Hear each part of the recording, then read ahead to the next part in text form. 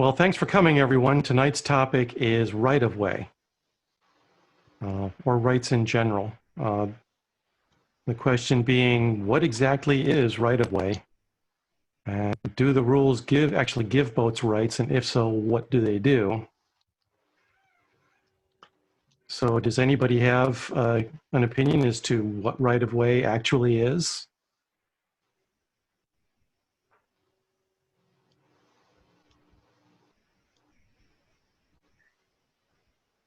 John, you're talking, we can't hear you.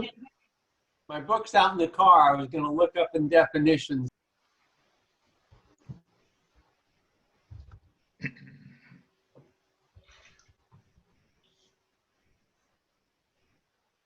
So John just said he thought that the right-of-way was a defined term.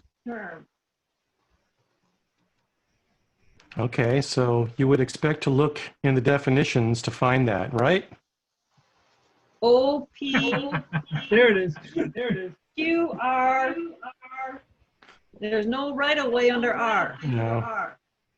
I agree, right-of-way should be a defined term. If I were writing the rule, right-of-way would be in here.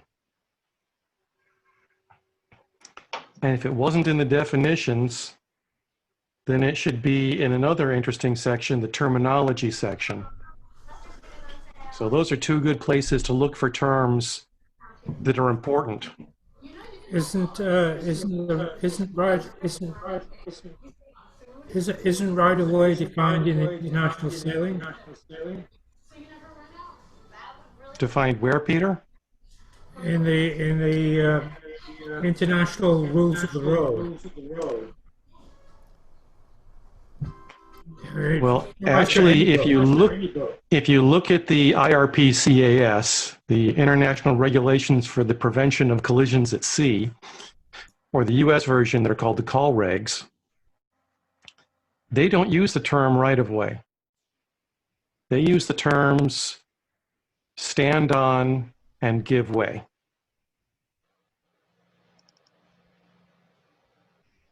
But the rule book actually does use the term right-of-way, and we talk about rights such as luffing rights. And so my question to you is, what do you think right-of-way or luffing rights or things like that actually mean? Do they mean that a right-of-way boat can sail however she pleases? No, they don't. And it defines that in certain types of rules. Like in a port starboard situation, the starboard boat has to maintain course. And that means if there's a wind shift, doesn't really matter. It has to maintain course. Okay. That's an interesting question. Is in the racing rules, does a right-of-way boat have to maintain her course? Is that true?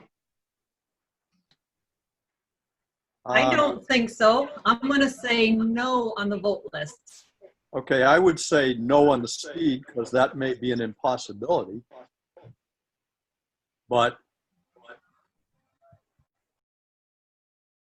you can't hunt except in match racing. And, so pretty much it's maintaining the course. Okay, under the IRPCAS or the call regs, the stand-on boat has to maintain course and speed. And the give-way boat has to change course or change speed so that the stand-on boat never has to worry about taking an avoiding action. The racing rules, however, do not require a right-of-way boat to maintain her course or her speed. But that doesn't mean that a right-of-way boat can do anything she wants. So let's go look and see exactly what right-of-way means. Well, before I do that, let me preface this with while I've been hearing protests or just talking about the rules with people, I meet a lot of people who say, you know, when I tell them that they did something wrong, they say, but I was the right-of-way boat. I had rights.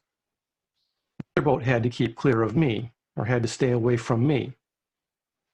And there's a general feeling, I think, when you use words like rights or right-of-way or luffing rights, that people tend to think that that means no matter what they do, they are in the right.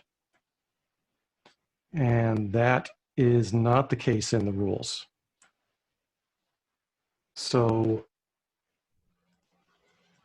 let's go look at exactly what the rules, what right-of-way means. And you can find the answer not in the definitions and not in the terminology, but in the preamble to Section A of Part 2 of the rules. Part 2 is when boats meet, and Section A is the general right-of-way rules. And it says a boat has right-of-way over another boat when the other boat is required to keep clear of her.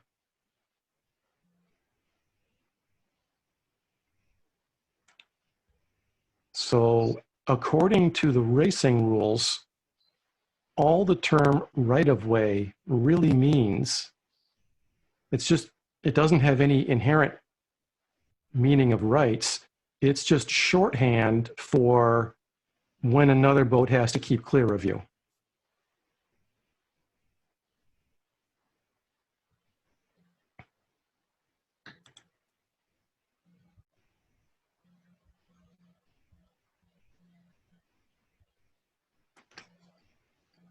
So this starts to lead us through down the rabbit hole of, okay, what does it mean for one boat to keep clear of another?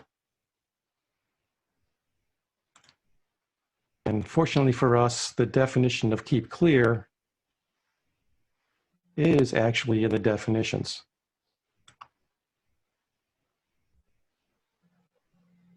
Oops. So a boat keeps clear of a right-of-way boat if A, the right-of-way boat can sail her course with no need to take avoiding action, and when the boats are overlapped, if the right-of-way boat can also change course in both directions without immediately making contact.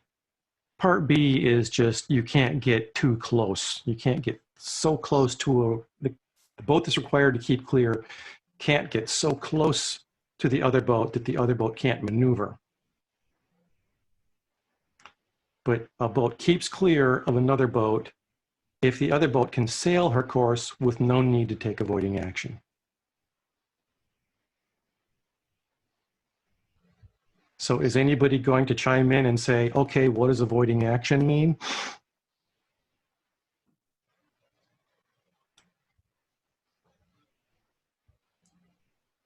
Well, I guess it Jolene, it means looks like you changing. were snickering there. Does it mean changing course and/or speed? Okay, avoiding action can take many forms.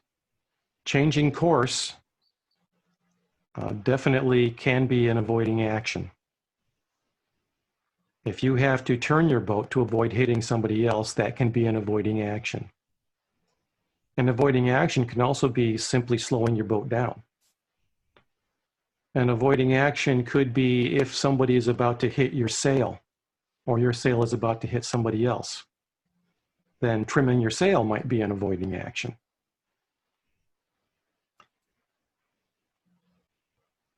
There are some judges who will say that hailing is an avoiding action. That is, yelling out starboard is an act to avoid. But that one is unclear. I would say more judges feel that hailing is not an avoiding action than those who do. I think the ones who say hailing is an act to avoid are in the minority. So for those who have been sailing for a really long time, racing and involved in protests, it's kind of a mind boggler that they would think that hailing is taking avoiding action.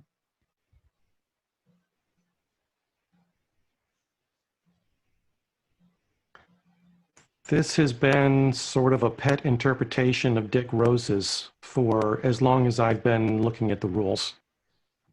Does anybody here know who Dick Rose is? Yep.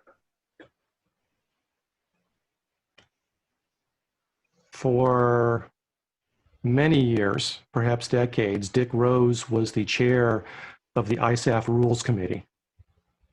So in theory, if anybody knows what the rules should mean, it was him. And he actually had an ongoing series of articles in Sailing World magazine back when it was an actual paper magazine. But this is one of his interpretations that I personally don't agree with. Although there is actually a case in the casebook on it. But that's not the topic of tonight's discussion, really. Tonight's discussion is more about what do we mean by right-of-way, what do we mean by rights, how do we actually interpret the rules.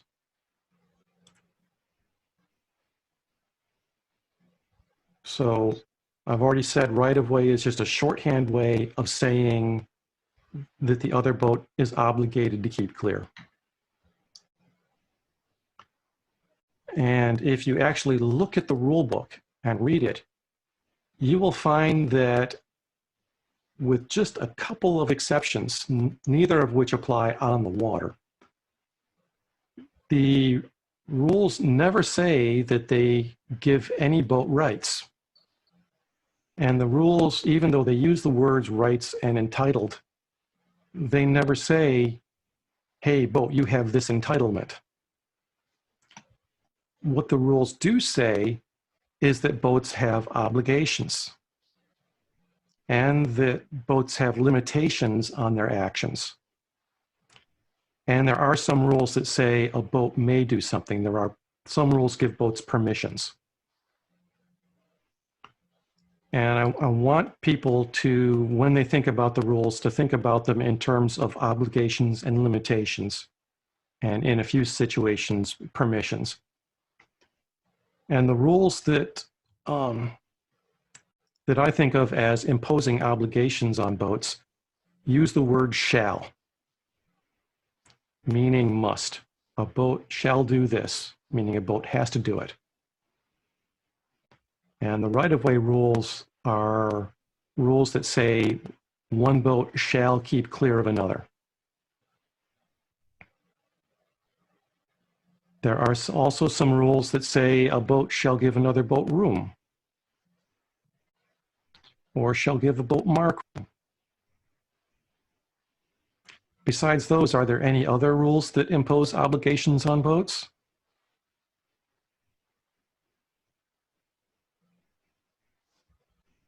Any takers? So the rule that says you have to do a penalty if you hit the mark? Is there a rule that says you must take a penalty?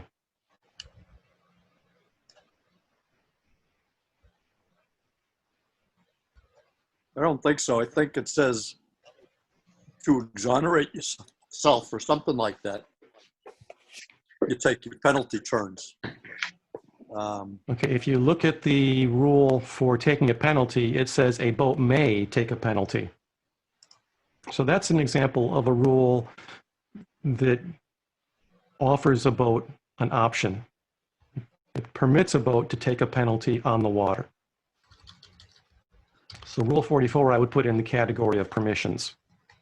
What would you hail to accept a penalty?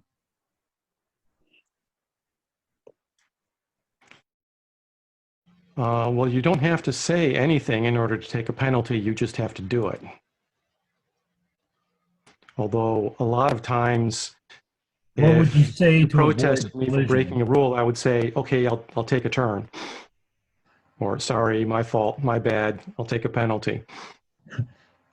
I guess what I'm saying and asking is, what would you yell to the other boat to take a penalty, or just to, what would you yell? Not politely, but something nice and loud. Hey, you owe me turns. Okay, that's a good question. Anybody have an answer? What do you say to another boat when you think they have broken a rule and should take a penalty? You I say believe, protest. you have to say protest. The You word don't have to say protest. anything, do you?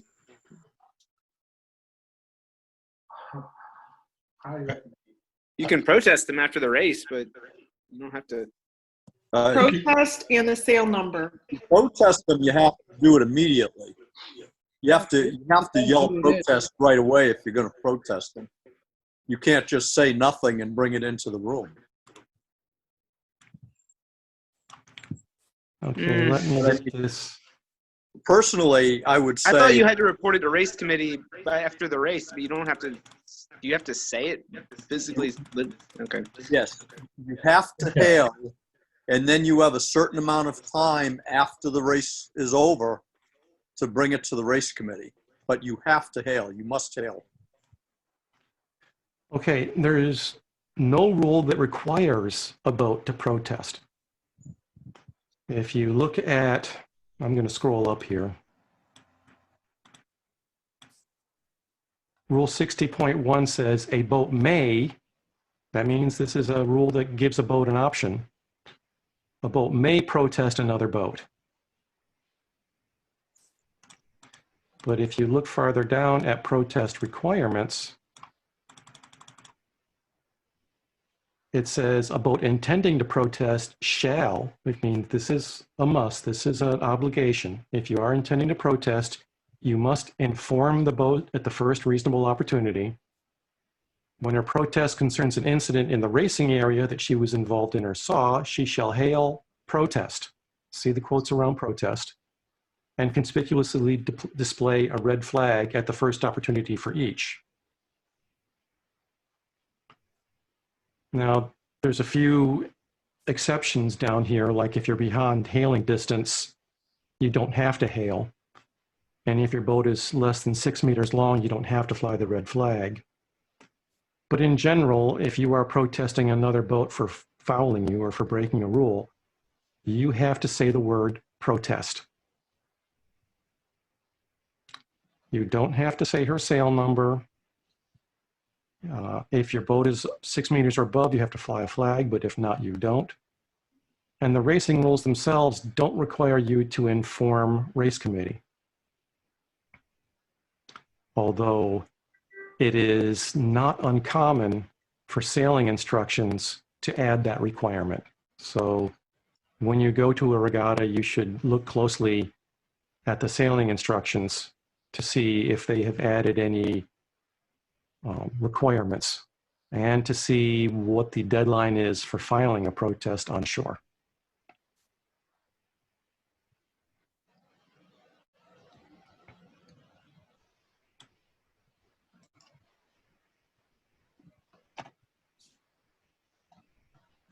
What are some of the options for the protestee? Somebody, boats come together, one boat yells protest. What are the options for the person being protested? Is there a response to that?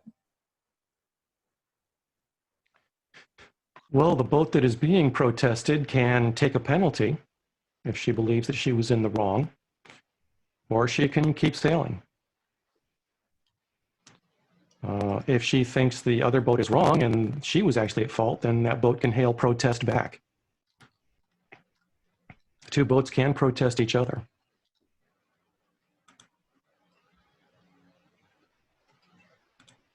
Is there a more correct response other than accept protest?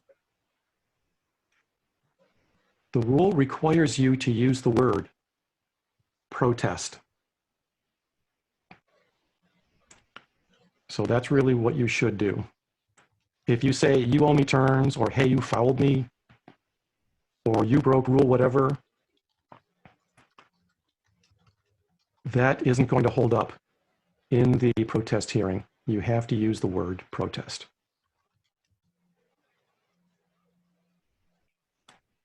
Okay, so that was an example of a couple examples of things a boat may do, may take a penalty, may protest. Are there any other obligations that a boat might have? back to what Eric said about what to say, that requirement that you have to use the word protest, I mean, that's only if you want to enforce it and take it to the room. In the friendly club level sailing, there's lots of different things you can say. You could say, hey, you hit the mark. They might not know it. Somebody said, you can say, hey, you owe me a turn or 2 turns. So there are lots of things we can say to each other just to help encourage taking the penalties. So JP, I don't know if that was what you were asking in terms of what other things we could say and still get the message across without being called a sea lawyer. I was taught to say protest and the sail number because you say protest and you might have 4 boats look at you and no one knows who fouled you. And that's what I was taught in my race committee certification training. So whether that's right or wrong, that's what I was taught. So the sail number isn't required for the rule. And a lot of times if 3 or 4 boats are involved, it may be the person who says protest doesn't really know which of the other boats caused the foul. So Eric, what are your thoughts about protest and sail number? Well, there are a lot of hails, a lot of communications that are not required, required by the rules, but nevertheless can still be a good idea. So if you are protesting a specific person and you know them by name or by sail number or by a bow number on the hull, certainly it doesn't hurt to yell out that number, provided you get it correct. Like I say, it's not required by the rules, but there are a lot of hails like I need room or no room, you're barging, you're not going to get in, or don't go there. Things like that, they aren't actually required by the rules, but they can still be a good idea because the better sailors understand each other and know what each other are doing or planning to do, the more it helps keep people out of trouble.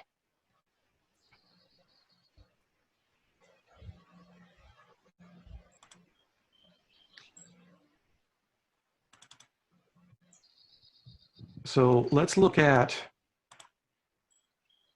another of the obligations that a boat has. Right at the beginning, sportsmanship. Now I'm going to actually scroll down. Well, let me go to Rule 1, safety. A boat or competitor shall give all possible help to any person or vessel in danger. So here's an obligation that all boats have all the time, whether they have right of way or not.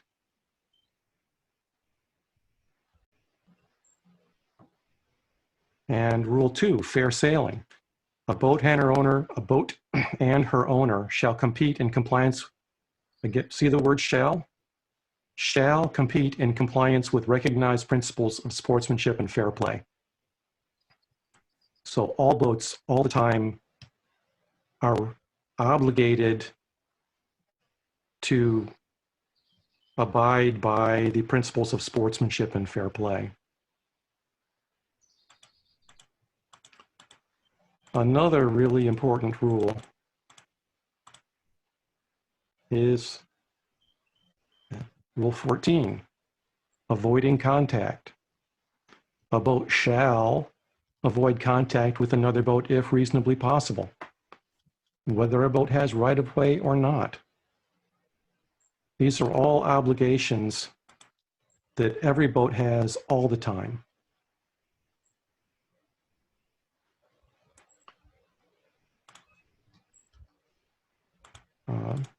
Some lesser known ones. Let's look at Rule 28.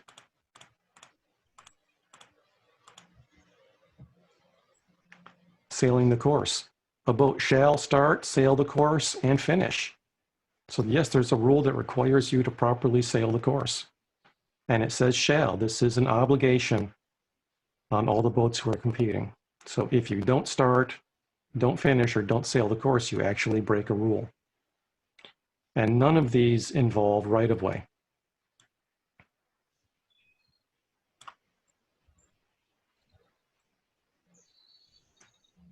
Okay, there are some rules that give an obligation to a right-of-way boat only.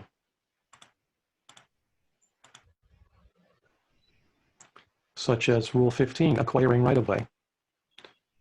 When a boat acquires right-of-way, she shall initially give the other boat room to keep clear. Or Rule 16.1, when a right-of-way boat changes course, she shall give the other boat room to keep clear. So Dave, this should answer your earlier question of, does a right-of-way boat have to maintain her course? And the answer is no, she doesn't have to hold her course. But if she changes course, she has to give the other boat room to keep clear of her. So if a starboard tack boat and a port tack boat get near each other, the starboard tack boat can change her course, provided in doing so, the port tack boat still has the opportunity to keep clear. Okay, that makes sense. So now I got a question. It's like initially, how long does initially last? You know, this is, you know, you've completed your tack. The boat doesn't hit you. Basically, they've had room to keep clear.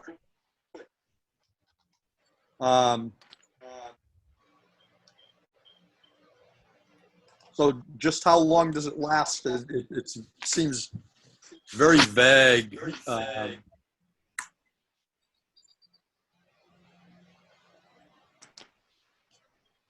Well, once you have actually given the boat an opportunity to keep clear, if she acts promptly and does, then you have initially given her the room to keep clear. If she acts and doesn't keep clear, but her action was not prompt, then she's not protected by this rule.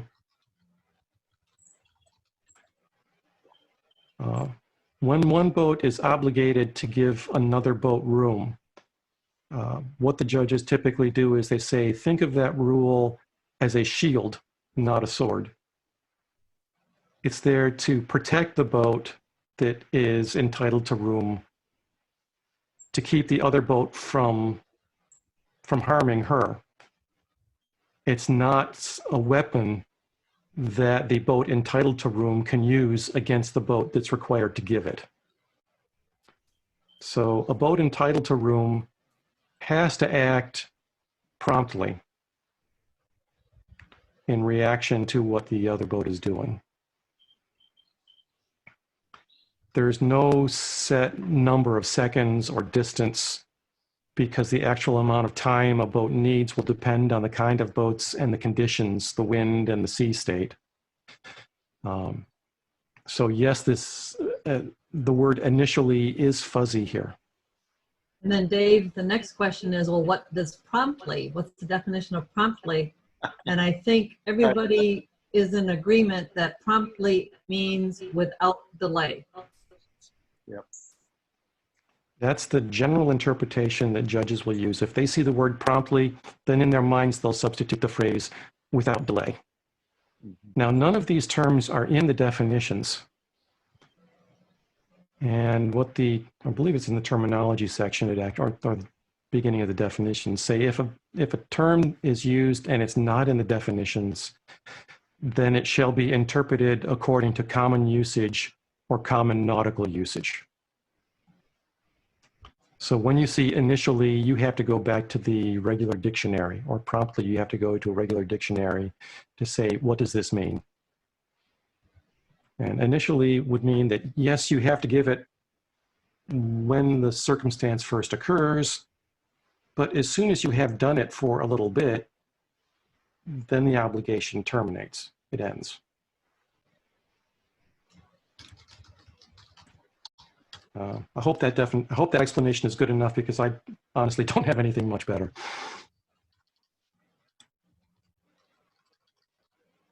Okay, so let's talk about some limitations. we looked at Rule 16.1, which is an obligation. And if we look at 16.2, it's, well, let's not look at 16.2. That's kind of a fuzzy rule. Let's look at something else. Let's look at Rule 17.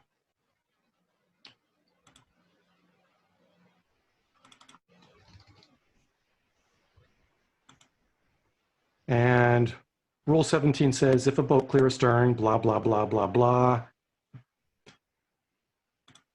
she shall not sail above her proper course.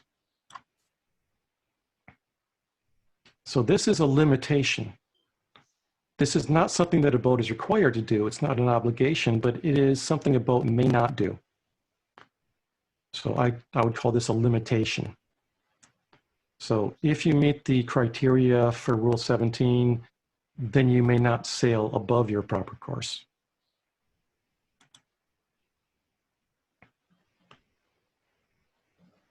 Another example is Rule 18.4 jibing.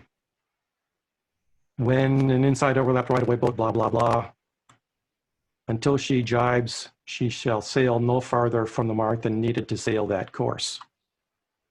So this is another case where a rule says, here is something a boat may not do.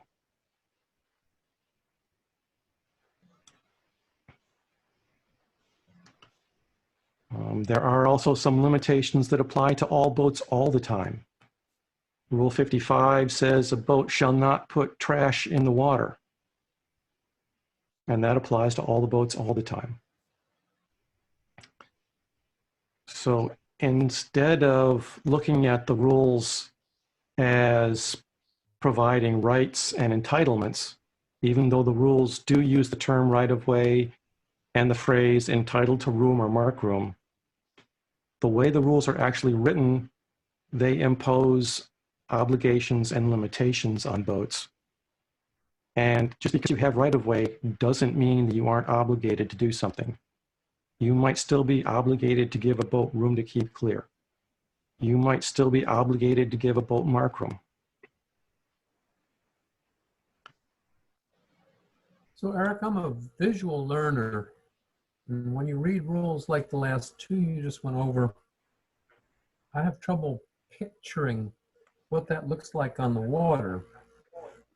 Can you actually show what it would look like, not that for those last two rules, so that I can get an idea of what it would look like on the water? Do you have your set up so that you can show a picture of how those rules are in effect?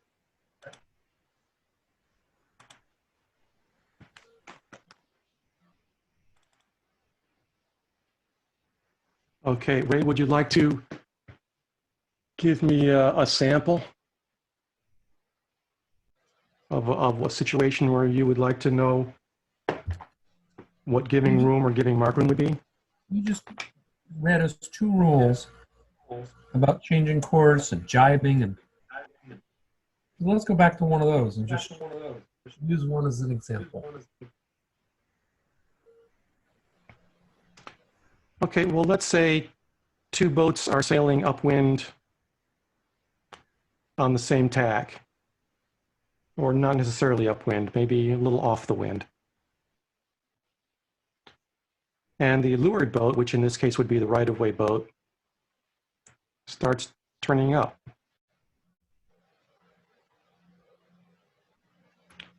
In this instance, she's changing course. She is the right-of-way boat and she's changing course. So while she's doing that, she has to give the other boat room to keep clear. That's Rule 16.1. Which means the leeward boat can't just, let me zoom in a little bit.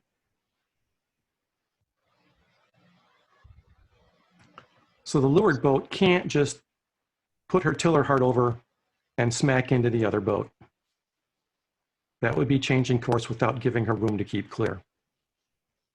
She can change course, but she has to do it gradually enough that the other boat has the opportunity to react and change course too. Eric, does one have to hail the windward boat, say, I'm heading up? Good question. Does anybody have an answer? No. Yeah, They don't have to hail. Hail isn't required, but I'm sure communication's a good thing. Okay, I'll say the rules don't require a boat to hail. And in fact, if a boat does hail, the other boat is not required to react to the hail. A boat need only react to what the other boat is doing, not what they're saying. That said, however, I still think it's usually a good idea. Again, if one boat knows what the one is doing or expects, then they will be better able to react. So that one was pretty simple, Eric. Go on to the one that you read about jibing. You want to talk about jibing? Well, you read a rule, and I want to get a visual of what that rule really says.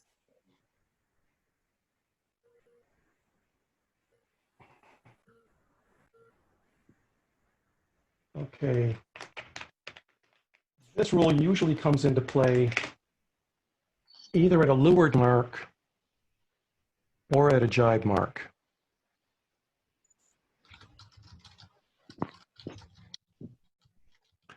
So this is not to scale. Imagine there's a windward mark way up there and a leeward mark way down here.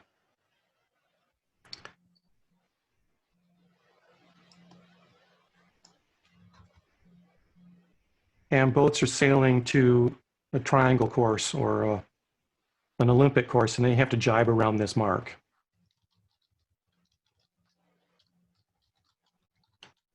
So in this case, boat number 1 is an inside overlapped right-of-way boat. Right, she's inside of boat 2. They're overlapped, and boat 1 is leeward, so she has right-of-way.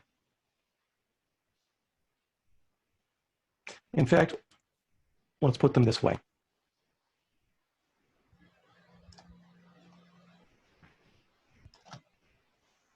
So Rule 8.4 says that boat 1 may not sail farther away from the mark before jibing than is necessary to sail her proper course. So boat 1 cannot sail boat 2 way away from the mark. Boat 1 is limited. She cannot sail farther away from the mark than necessary to sail her proper course before she jibes. Okay, I got a question on this one, Eric, because we use, in our big regattas, we always have wing marks. And sometimes, depending on where it's set, you might have to go 1/8 of a mile or more before you reach the position where you should be jibing, either because of a wind shift or the mark wasn't set really well.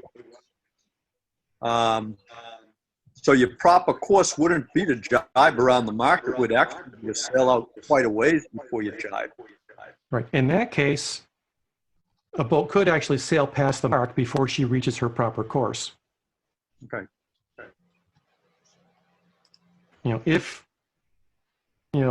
If the boats are high performance boats or catamarans or 505s, they want to sail very hot angles downwind.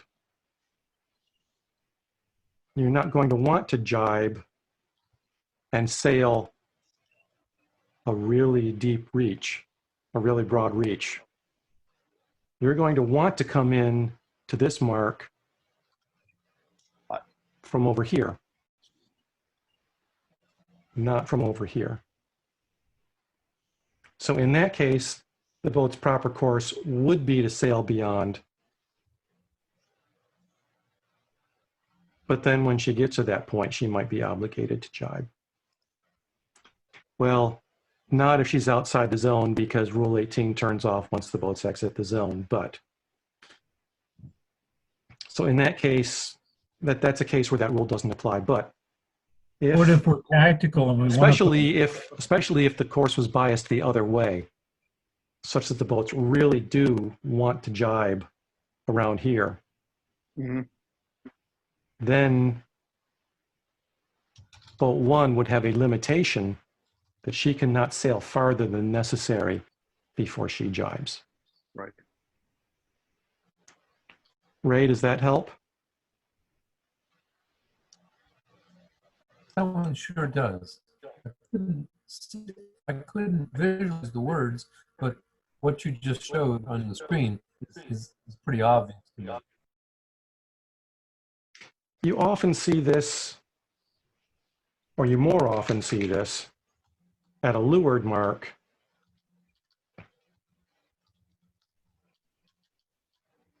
where a boat needs to round the leeward mark.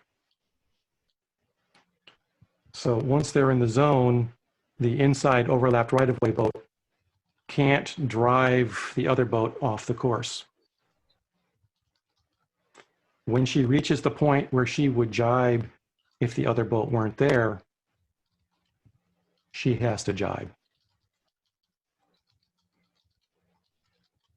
So the limitation, it's not this boat has to do something, it's that she can't do something else. She can't sail farther before jibing.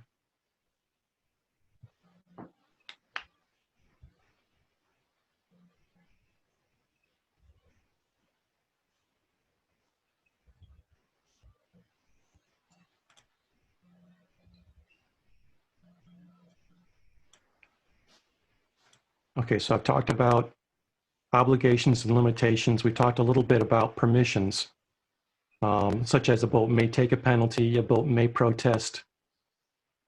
Let's look at a couple of other things in the rule book. Eric, could I ask something first, please? Okay. I've got to duck off to another call. I found myself in a situation where I'm on starboard tack and a port tack boat's coming up and says tack or hail. I usually just say starboard and keep going on my merry way, but they seem intent on tack or hail. You mean tack or cross? Tack across. Tack or cross, my apologies. Tack across. They're asking you. They're asking you for your judgment on. They're asking you for what you would like them to do, because sometimes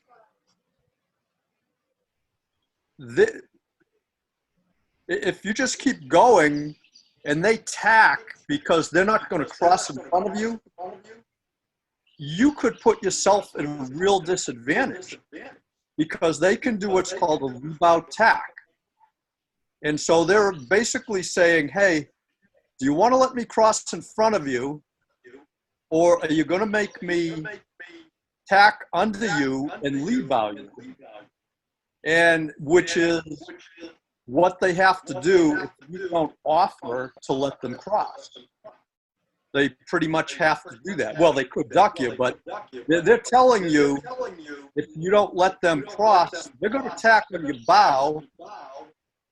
And unless they do a real crappy tack, they just screwed you by giving you bad air. Okay. Okay, so tack or cross.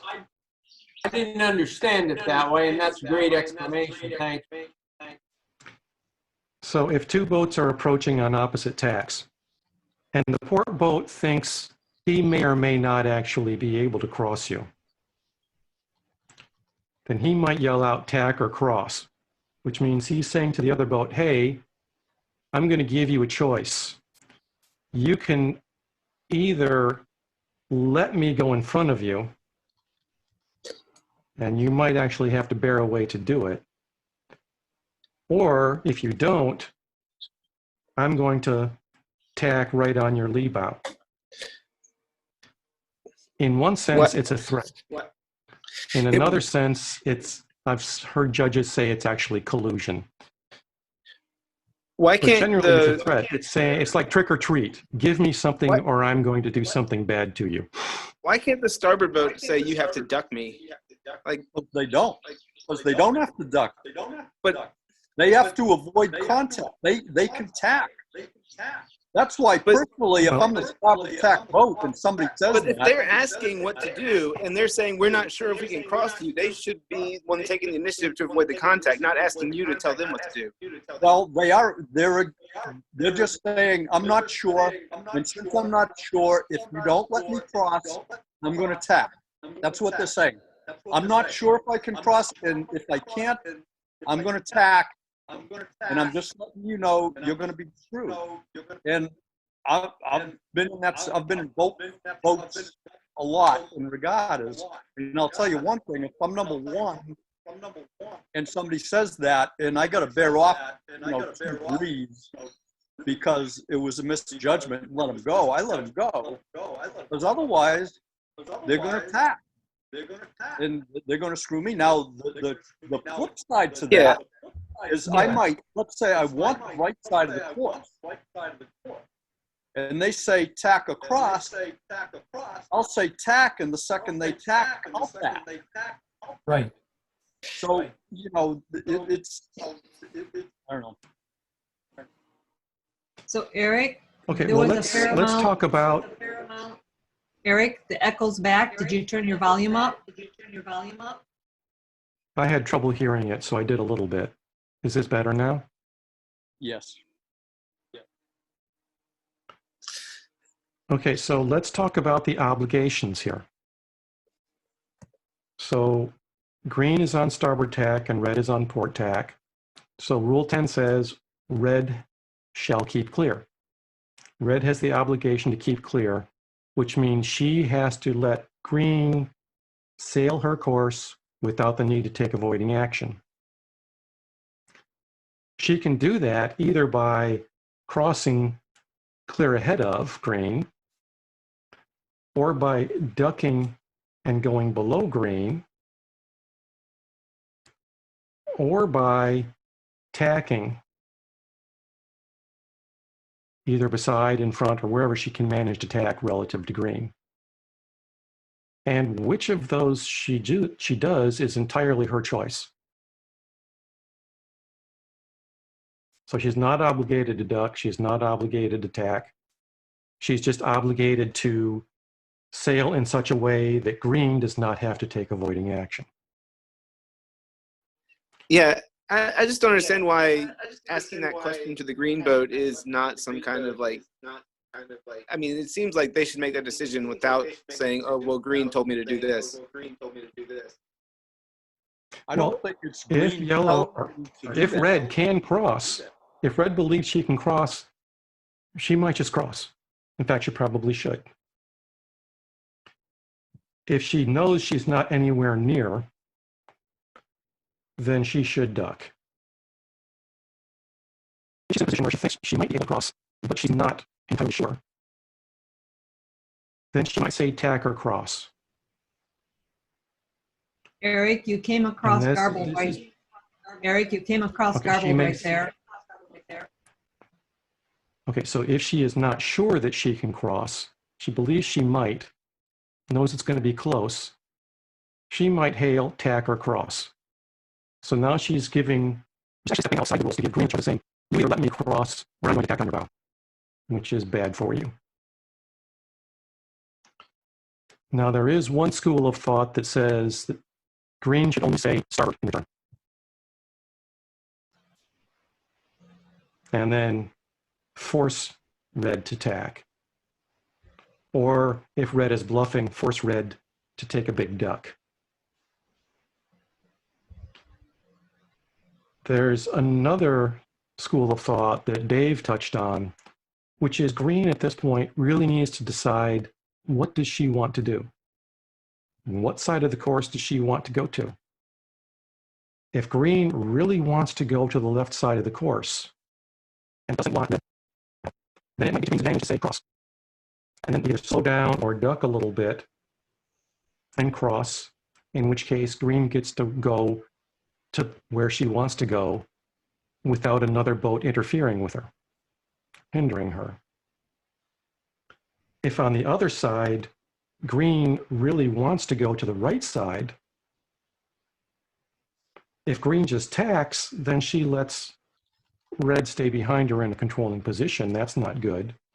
In that case, green can say tack, at which point red has to tack, and green is free to tack and go the way she wants and force red to go the disfavored direction. So I'm sorry, I'm lost. If green says tack, red is obligated to tack? Yes, And because the if thing she is- hails tack or cross and green says tack and red doesn't, that's a sportsmanship violation. yes. It's not a changing of my So- mind. So if red says tack or cross and green says tack and green tacks and red doesn't, then red broke rule 2. Fair sailing. So here's the thing, Devin. That green boat, when red says tack across, and all you do is yell starboard, you've given that boat the tactical advantage. When you tell them what to do, you've taken the tactical advantage. You can either tell them to cross because tactically you want the left side. You can tell them to tack because tactically you want the right side, and as soon as they tack, you tack. You can tell them to cross just because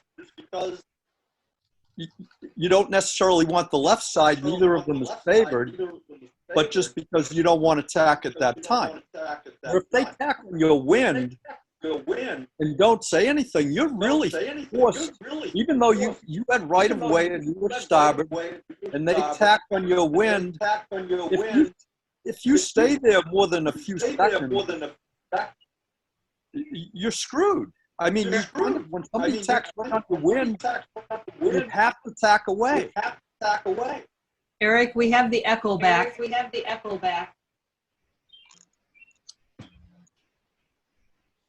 I think I understood what you said. There was a lot of interference. Yeah.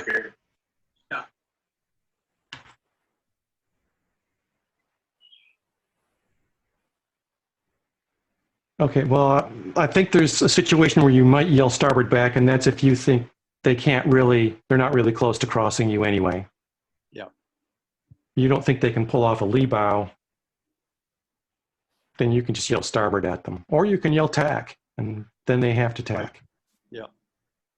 Now, I have met judges who say that tack or cross is actually collusion between two boats. Where they say these two boats are requesting outside help of each other.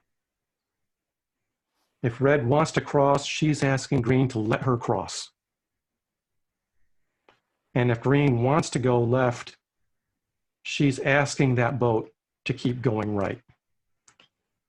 So this is, in essence, two boats offering each other outside help, which is against the rules. Now, that interpretation is unusual. Most judges think tack or cross is a normal way to play the game. Yeah, to me, it also comes into a sportsmanship thing. It just.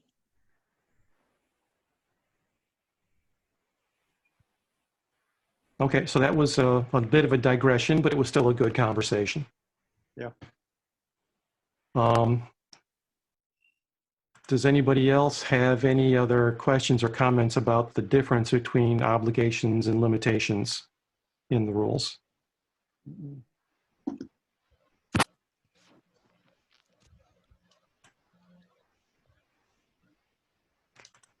So Okay, Eric, a little trivia question then. Eric, Go ahead, you Jolene. have an example where somebody will say, well, I was a right-of-way boat. and you come back and say, what were your obligations?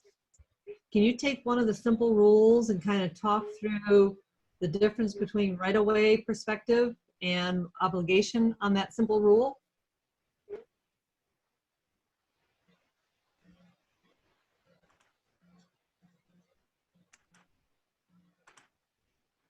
Okay, well, how about,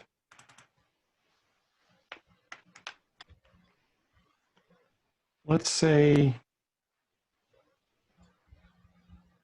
and let's use yellow and blue.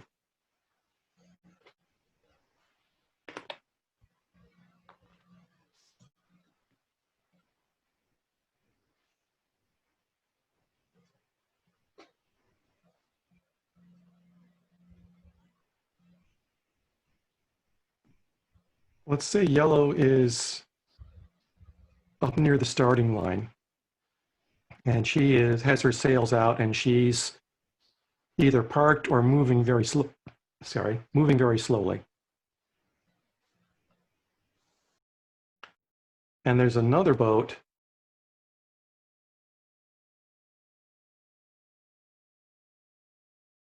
that is clear astern of her, but is sailing up and about to establish an overlap to leeward on a collision course. But as long as she is clear astern of the other boat, then she's obligated to keep clear. Blue is obligated to keep clear of yellow. Everybody following so far? The moment that she establishes an overlap, suddenly now it's not a clear astern, clear ahead situation, the windward-leeward situation.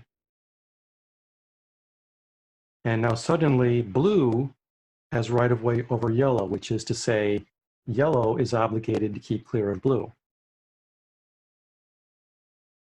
But because blue acquired right of way, she's required by Rule 15 to initially give the other boat room to keep clear.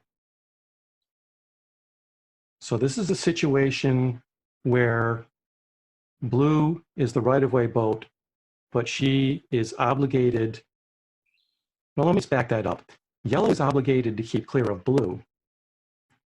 Blue is obligated to give yellow room to do so. Now, because yellow is parked, as soon as blue establishes overlap, she has to attempt to keep clear. But if she has no leeway, if she has no way, if she's not moving in the water, she has to sheet in, and start to move so that she can head up to keep clear. But if she's moving slowly, blue might get close to her before she has the opportunity, before she's able to actually turn up and keep clear. Everybody understand that so far? So in this case, even though blue is the right-of-way boat, in order to give yellow room to keep clear, blue might have to change course. So in this instance, although blue is changing course, that is not an avoiding action. That is giving room.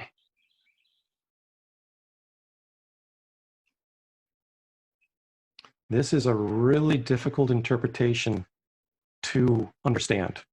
And it took me years to understand that although the action between what a boat does to give room might be identical to what a boat does to keep clear, that while she's obligated to keep clear, that action is actually giving room.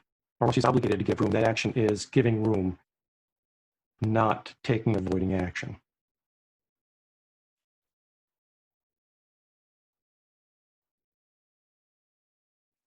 Now, is that what you were asking for, Jolene?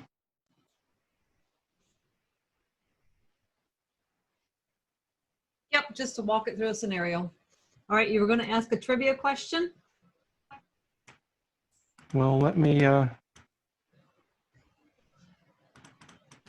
there's actually a case in the casebook on this.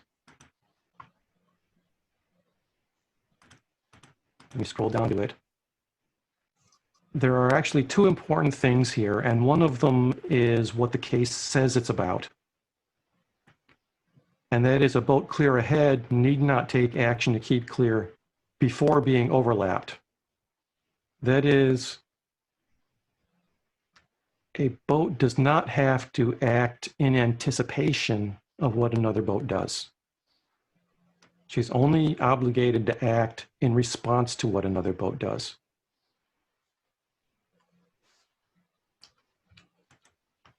So while yellow was here nearly motionless, as long as she was ahead, she didn't have to react to what blue was doing until the moment blue became overlapped. So that's what the case says it's about.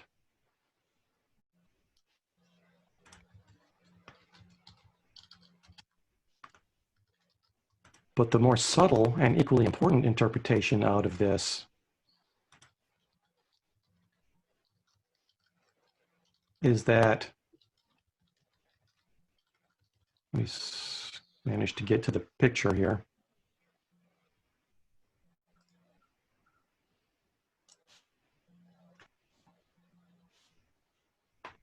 Is that the lured boat had to change course, both to avoid contact and to give room. And in doing so, she did not break any rule. So there's a very subtle message here that when you are giving room, you are not taking avoiding action, even though it may look the same. And that second part is something that it took me a long time to understand. So if it's still puzzling you, don't feel bad. It's a very common, and it's a very subtle point that's difficult to understand sometimes. It's just situational ethics. Well, not only is the lured boat required to give room, she's also obligated to avoid contact. So you have to say that, well, if she had been overlapped for a while, let me go back to my table camera. If the situation were a little different, and they were both sailing along on a converging course for a long time, and then blue had to turn, that would be taking avoiding action. Because even if she did become overlapped way back here, she did initially give the other boat room to keep clear. Again, that obligation is only temporary. So once this boat has had the opportunity, that obligation ends. So if they continued to sail and then blue had to change course, that would be avoiding action. And yellow would have broken rule 11, having not kept clear. Okay, subtle points. Yeah, that's interesting though. So that gives me actually something I've never tried on the starting line, but something I'm going to try on the starting line, at least at the club level. You know, so 505, we can't park. I mean, we're going across on a close reach or beam reach before the start. We can let the sails luff like crazy and we're still moving at a pretty good clip. But we can heave too, where we back the jib and put the tiller to leeward and the boat just stops. It makes some leeway, but it makes zero headway. Okay. So yes, I could park on the line that way, and then it takes 3-4 seconds to get going after that. A couple of points. One is boats like a 505, high performance boats, sport boats, if once they stop, they can be very slow to start moving again because they have small, high aspect foils underwater. As soon as that foil loses attachment, the boat just starts to drift sideways.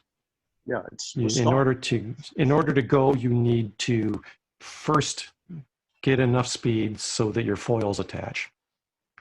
So boats like that typically have a minimum speed that they generally don't go below, just so they can maintain their maneuverability. Okay, that's the practical part. Now here's the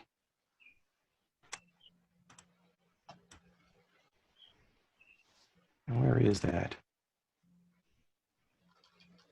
Here we go. Rule 22.3. A boat moving astern or sideways to windward through the water by backing a sail shall keep clear of one that is not. Oh, okay.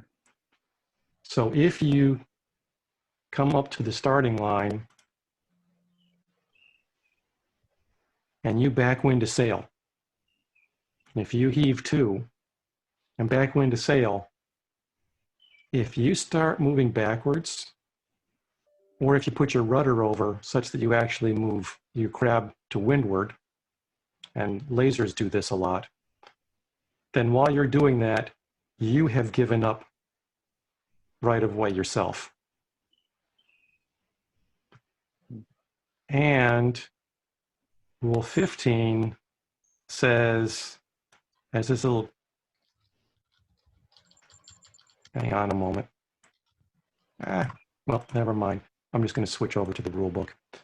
Rule 15 has this little bit on the end here that says, unless she acquires right of way because of the other boat's actions. So if you were here, go back to the table camera. So if you were here and you parked and you put your sail to windward and you started moving astern, then blue doesn't have to give you room to keep clear. Eric, were you showing something? Because she acquired right of way when you gave it up. Eric, were you showing something right then? Because it wasn't showing. So are you seeing it now? Nope. Nope.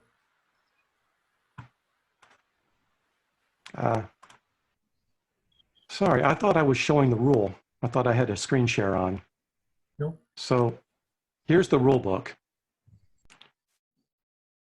Acquiring right of way unless she acquires way because of the other boat's actions.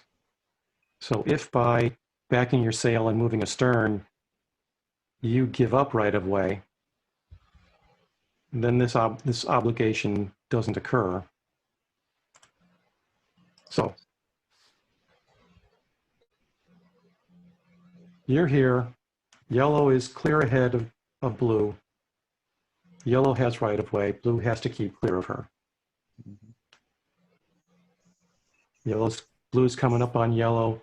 Yellow backs a sail and starts moving astern. Now, even though she's I clear know ahead that still, Yeah, I know when you're going backwards, you have no rights, but I mean, we'd just be backwards or to windward, we wouldn't be going to windward either. then you become the giveaway boat, and this boat doesn't have to give you room to keep clear. So if she catches up with you and has to change course to avoid contact, then yellow has not kept clear.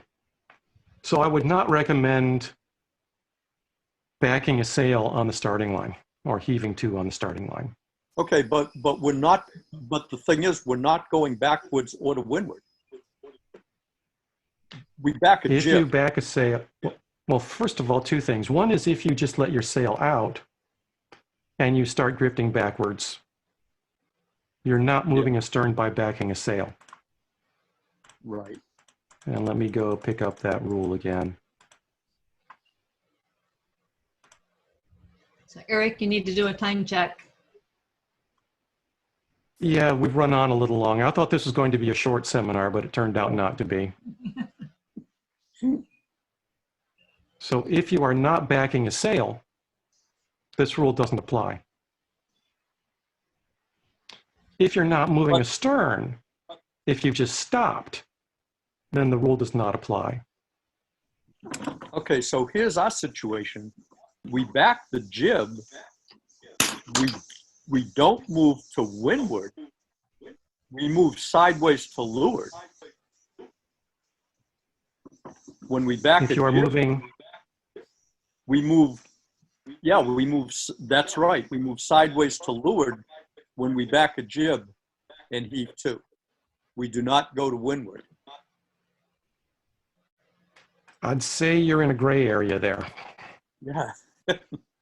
You're in danger of somebody saying you were actually, not only were you moving just sideways, but you were also moving sideways and a little bit back. No, but we don't. We go to leeward.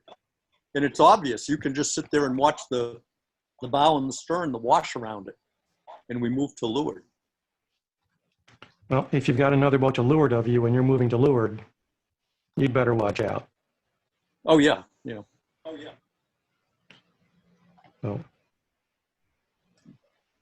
Okay, interesting. but lasers actually put their sail one way and their rudder over two, and they actually crab to windward. Which is why in the last rule book they added to or sideways to windward. So I guess if you are truly moving just to leeward and not at all astern, then rule 22.3 doesn't apply to you. No. But you'd better make sure that you don't have any astern component to your motion. Mm-hmm. So Eric, go ahead and do a wrap up.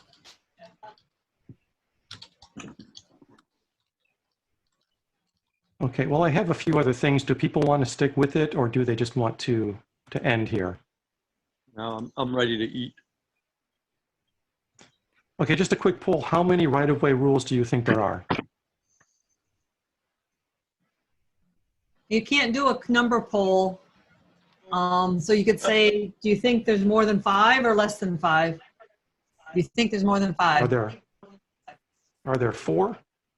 Are there 5? Can't Are do it that there way. 7? Are there 8? I think there's less than 4. And I mean, not rules that have a number, have their own They number. can put the number in the chat too.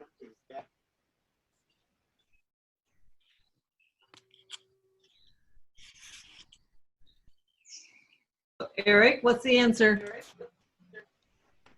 There are actually 8. I think I saw Devin do that. He wins. What does They he are win? rules 10. There are rules 10, 11, 12, 13, 19.2C, 22.1, 22.2, and 22.3, if you care. Okay, I have one other quick question, Show us that on the and board. that is, when boats meet, does one of them always have right-of-way over another? I'm going to say yes.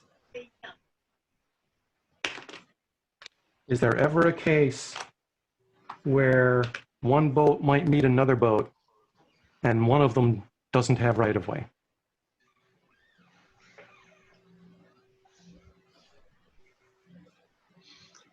I'm going to have to say there must be. I was going to say absolutely. If you, How's an obstruction? absolutely one boat has right-of-way, or absolutely there are cases where one doesn't? There's always an exception to everything. Absolutely, there's a case where it doesn't. Yeah, the other one does. No, where neither of us. If you I was making a joke. if you go look at the RYA racing rules seminars, you know, one of their judges says you take 2 boats and you throw them down on the table, and however they land, one of them will have right-of-way over another. And for the longest time, I thought that was true. But there is actually a case under the rules where that isn't true.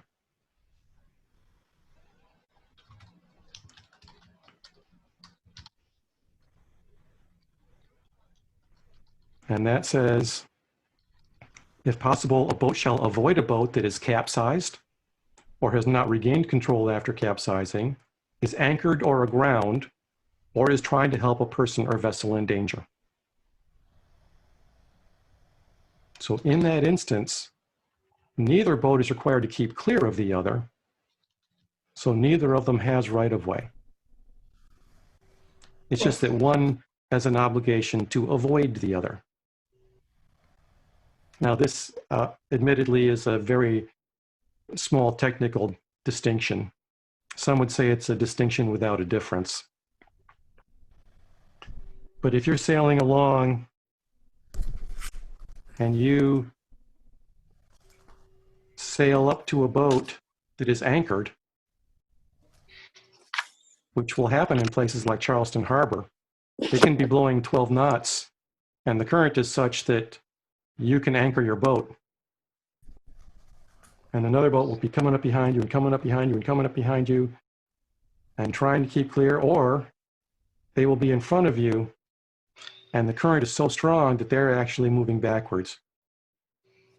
And they'll think that they have right-of-way because they're clear ahead, but in actuality, neither boat has right-of-way because blue is anchored.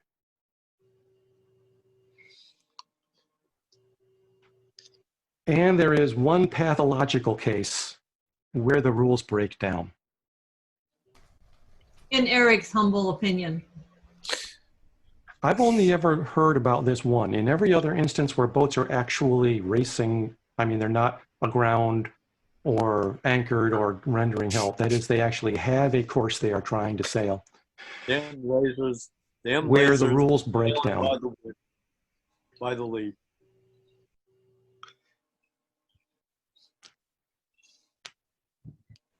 So in this instance, both boats are on the same tack, but neither of them is leeward of the other.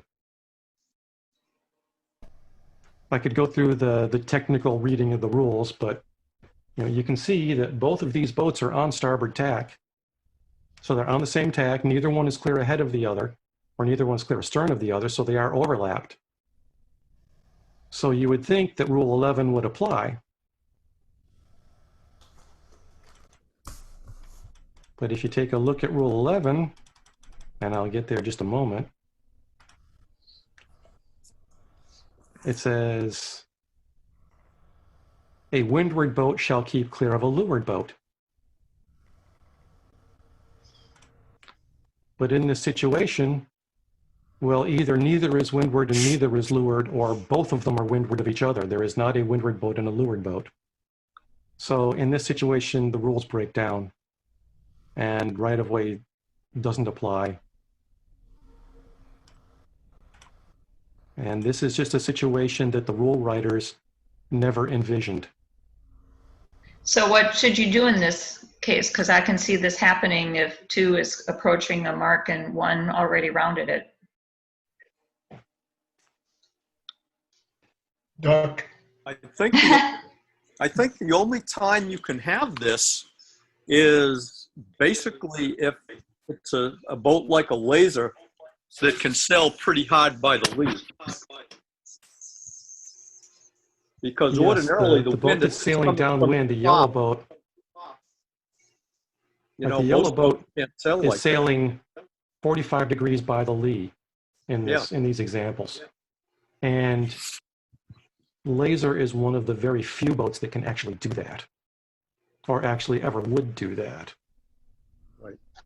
But in this instance, neither boat has right of way, so both boats are just obligated to avoid contact. So both of them just have to try to avoid contact.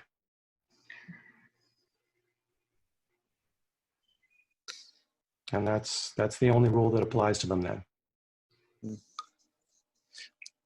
So if you were racing in Charleston Harbor and the current was so strong that you wanted to bring an anchor out onto the race course with you just to stay near the starting line, like there's no rule against that, right? You could literally anchor up until right before the start and then pull anchor. Okay, well, so let's go look at the rules for that. You couldn't just say yes, Eric, so that we could wrap it up? Okay, I won't look up the rule. Yes, you may anchor. And on and- big boats, that's a common thing. Even on sunfish in Charleston Harbor, sunfish, when they're racing, they carry little anchors, collapsible anchors, a squid style. And I know people who race in Charleston Harbor and they say, you know, when it's really bad and I think I'm actually moving astern, then I will slip my anchor over the side very stealthily so that nobody else sees that I'm anchoring. And I'll sit in the boat and I'll try to trim the sail and make it look like I'm still moving hard when everybody else is getting blown backwards past me. And Devin, what you can't do is you can't throw the anchor out, catch it, and then pull yourself to the anchor. So that's the one thing you You cannot can't do. use an anchor as propulsion. So what you would normally do is you would sit on anchor until the point where you started moving again. And once you could actually sail, you would sail up to the point where you could raise your anchor and keep going. But you can't haul your anchor line in, get momentum by that way, and sail. That would be breaking the propulsion rule. How deep is it there when they do that? The bottom of Charleston Harbor is quite variable. There are two big channels that run through it. Mm-hmm. And the current is very different depending on where you are. So local knowledge of the underwater topology in Charleston Harbor is vital to sailing well there. The lasers can run aground up near Castle Pinckney. I know that. Wow. Well, that's like the Chesapeake. Well, if the average depth of the water on the Chesapeake is only 6 feet deep. Average. there are spots in Charleston Harbor that at low tide are land, and at high tide you can sail over. And the area around Castle Pinckney is very much like that. Okay, Eric. Well, that's pretty much all I have. Mainly, I want to impress people. My message for this whole session was, don't think about the rules in terms of rights and entitlements. Think about them in terms of obligations and limitations, because anytime one boat meets another boat, somebody is going to be obligated to do something, whether that's keep clear, give room, give mark room, avoid. And a boat can have more than one obligation. You can be obligated to give mark room and keep clear of and avoid contact. Yep. And whether you have right of way or not, you still have obligations that you have to maintain. I'm Thanks, sorry, everybody. guys. I thought this was going to be Thanks, a sir. 40-minute session. It would have 20 minutes of socializing, but it turned out to be an hour and a half. Thanks, Eric. See you guys next week. Thank you all. See you next Thanks, time. everybody, and I hope that was entertaining. And if not Bye. entertaining, at least somewhat enlightening.